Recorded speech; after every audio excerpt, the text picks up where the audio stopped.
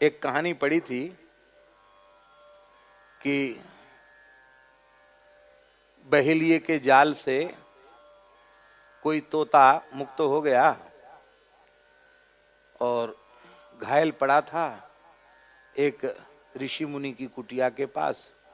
वो महात्मा को दया आई, उन्होंने उसकी चिकित्सा की, पक्षी की, तोते की, और वो ठीक हो गया। ठीक हो गया तो महात्मा ने उसको एक गीत रटा दिया। शिकारी जंगल में आता है, जाल फैलाता है, दाने का लोभ दिखाता है, जाल में फंसना नहीं चाहिए। तोता तो रट्टू होता ही, याद कर लिया उसने। अब याद कर लिया तो तमाम तोते, जंगल के सैकड़ों हजारों तोते, सब एक साथ बैठ करके यही गावें, शिकारी जंगल में आता है, दाने का लोभ दिखाता है, जाल बिछाता है, दाने का लोभ दिखाता है, जाल में फंसना नहीं चाहिए।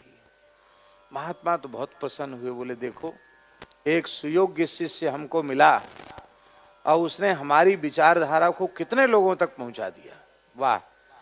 अब भले ही बहेलिया जाल लटका करके घूमे पूरे जंगल में, पर अब कोई भी पक्षी जाल में फंसने वाला, क्योंकि सबको पता चल गया कि शिकारी जंगल में आता है, जाल बिछाता है और दाने का लोभ दिखाता है, जाल में फंसना नहीं चाहिए। अब कोई फंसेगा नहीं। थोड़े समय बाद शिकारी आए, उन्होंने जाल बिछा दिए, दाने बिखेर दिए और यही गीत गाते गाते सब उसमें फंस गए। गा भी रहे थे और गाते गाते इसी में फंस गए।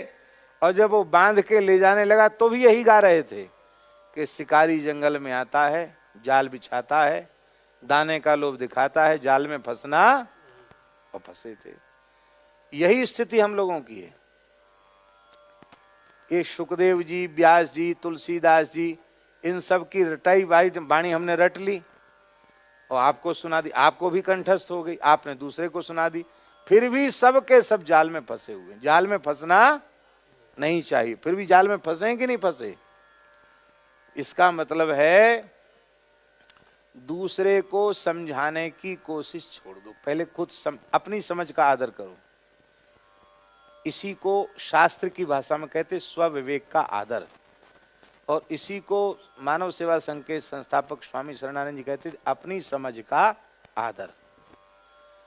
हमारी समझ का लाभ पहले हमको मिले, उसके प्रथम